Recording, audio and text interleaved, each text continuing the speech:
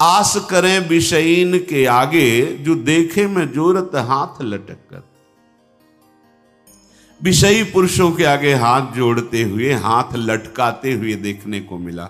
सेवक जी महाराज कह रहे, महालक्ष्मी जिनके चरणों को निरंतर सहलाती रहती हैं, चरण चापती रहती हैं, और भगवान अपने चिंतन में निमग्न रहते हैं, उधर दृष्टिपात भी नहीं करते, ऐसे प्रभु के दास कहलाकर आप अन्य विषयी पुरुषों के आगे हाथ फैलाएं।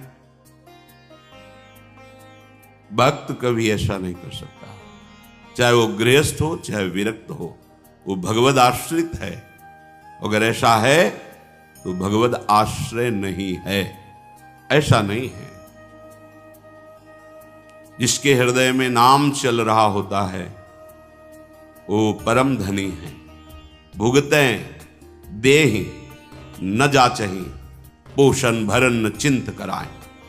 जो शरणागत जन है, जो भगवत प्रसाद से मिला, यथा लाभ संतोष सदा, काहू सो कछु न चाहोंगो, आनंद लेते हैं, उसी में संतोष करते हैं। अगर जरूरत पड़ी तो उसमें से भी दूसरे को दे देते हैं, पर न जाचहि। ऐसे करना भक्तों का स्वभाव नहीं होता। ऐसे करने का मतलब है स्वामी को पहचाना नहीं। जिनकी तुम शरण में हुए उनको तुमने माना नहीं, ऐसी जरूरत ही नहीं पड़ती। भक्तन पाछे यूं फिरे ज्यो बछड़ा संगाए, चाहे वो गृहस्थ भक्त हो चाहे विरक्त भक्त हो। आस करें विषयीन के आगे, ऐसे करके मांगना,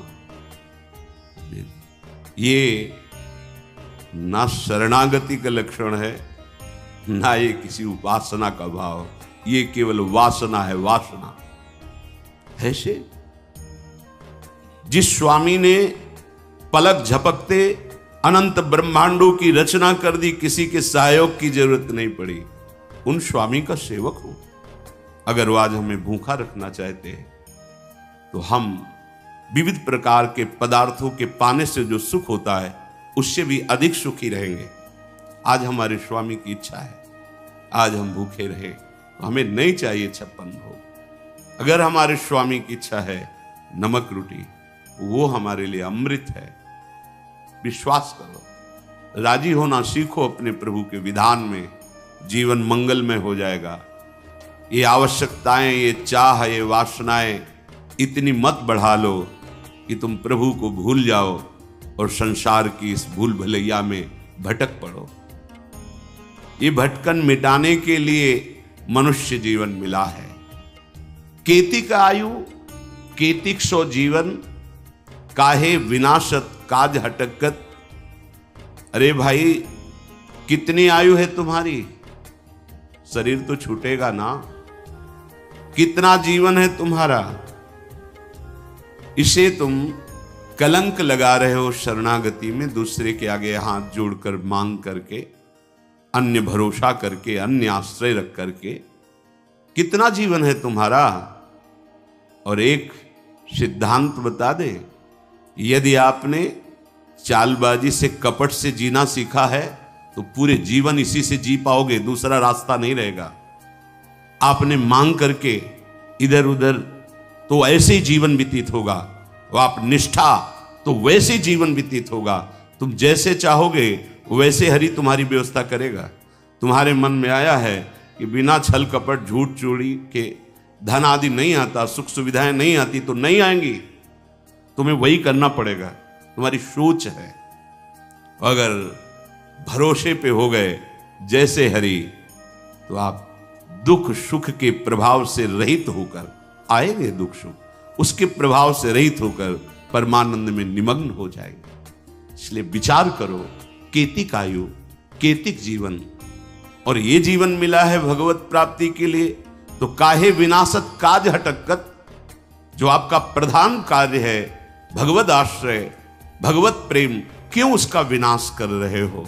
उस आश्रय का नाश क्यों कर रहे हो? किसी व्यक्ति के आगे हाथ जोड़कर वासनाओं की पूर्ति के लिए नहीं। भगवत भाव से तो सबको प्रणाम है, लेकिन आस रखकर, आस करें विषयीन के आगे।